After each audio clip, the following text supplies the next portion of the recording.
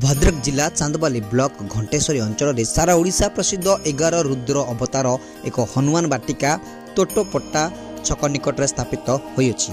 यार आज चतुर्थ वार्षिक हनुमान बाटिका प्रतिष्ठा उत्सव महाआडंबर अनुष्ठित हो जाइछि।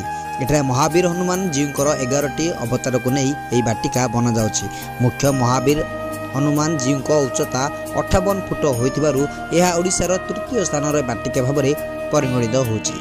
तेणुक ओडिशार विभिन्न जिलार लोक मैंने प्रत्येक दिन दर्शन करने अनेक लोक एठाकू आसी। मुख्यतः महाप्रभु जगन्नाथ चतुर्धा मूर्ति बनाई सुना बेश सज्जित कर लोक आकर्षण केन्द्रबिंदु पलटि। यह कार्यक्रम 3 दिन धरी चलता बेले प्रथम दिन में हजार हजार महिला कलश शोभायात्रा भाग नहीं। यापर से सूर्य पूजा गोमाता पूजा होम इत्यादि कार्यक्रम होता। लोक प्रत्येक दिन संध्यारे भजन प्रवचन कार्यक्रम आरंभ शेष पर्यंत समस्त प्रत्येक दिन एवं राति समस्त लोक प्रसाद सेवन व्यवस्था प्रतिष्ठा उत्सव मुख्यतः पुरी बड़छता मठर महंत श्री सूर्यनारायण दास बाबाजी महाराज दायित्व चलुवा बेले तोटापड़ा अंचल समस्त अंचलवासी सहयोगर हाथ बढ़ाई। प्रतिष्ठा उत्सव में अनेक मठर 100 रु अधिक बाबाजी साधु सन्त माने जोग देइछन्ति। जय जगन्नाथ जय श्रीराम।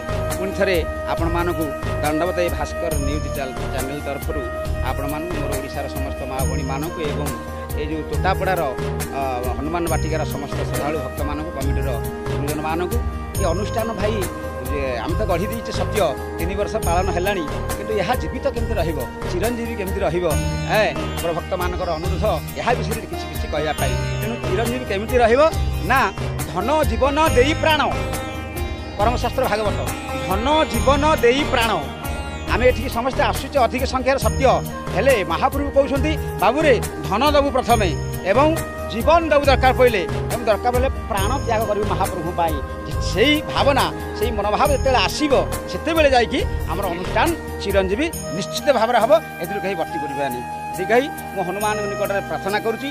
ओं मनोजवं मारुततुल्य वेगं जितेन्द्रियं बुद्धिं मतावरिष्ठं वातात्मजं वानरजुतमुच्चं श्रीरामदूतं शरणं प्रपद्ये समस्कर मंगलहु बोलानंदिक वार हरि।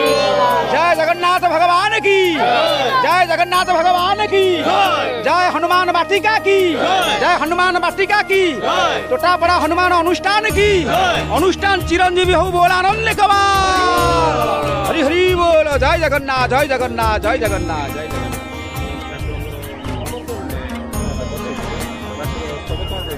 आज्ञा ये 3 वर्ष है प्रतिष्ठा 3 वर्ष तले होता यहाँ 3 वर्ष चली प्रतिष्ठा उत्सव प्रत्येक वर्ष पालन हो बहुत साधु सन्त और पूरी बड़छता मठ महंत और अन्य भजन संध्या कार्यक्रम हुए और महाप्रभु जगन्नाथ महाप्रभु बसात यज्ञ हुए प्रत्येक दिन द्विपर और राति प्रसाद सेवन व्यवस्था कर महाप्रभुर तो अनन्य महिमा संकट मोचन साधु सन्त के तुम रखुआरे असुर निकंदन राम दुलारे और बहुत साधु सन्त विभिन्न आड़ू विभिन्न डिस्ट्रिक्ट विभिन्न राज्य भी आसते दिन धरी चलो आज्ञा यहाँ 3 दिन धरी आमर चलो आज अधिवास काली यज्ञ पहरदिन पूर्ण होती जो यज्ञ हवा फल जो आध्यात्मिक परिवेश सृष्टि निश्चित रूपे जो आम गोटे आध्यात्मिक परिवेश सृष्टि करवा कि ना कि क्या क्या मनर गोटे जागरण सृष्टि हम और तार आध्यात्मिक प्रति रुचि बढ़। Chandbali Muna Pattnaik report KB news Odisha.